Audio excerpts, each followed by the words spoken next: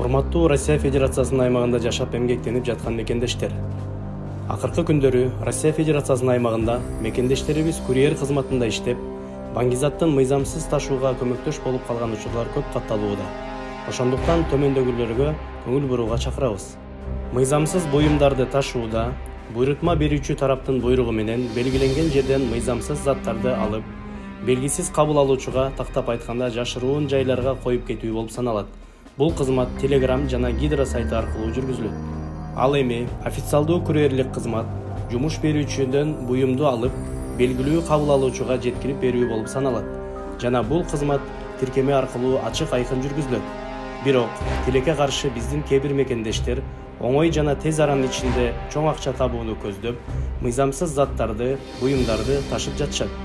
Курьерлик кызматка жамынып, баңгизаттын мыйзамсыз жеткирүү менен алектенген жарандар. Бул кооптуу ишти бир же эки жолу аткарып, мени кармаса мен курьермин деп кутулам. Же мени эч ким байкабаса, иштин жагдайларын билбесе кайра аткарсам болот деген кыска түшүнүктөн алыс болуш керек.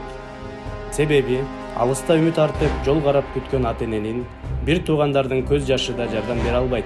Ал эми бул кылмыш үчүн Россия Федерациясынын мыйзамдарынын негизинде 20 жылга чейинки эркинен ажыратуу жазасы каралган.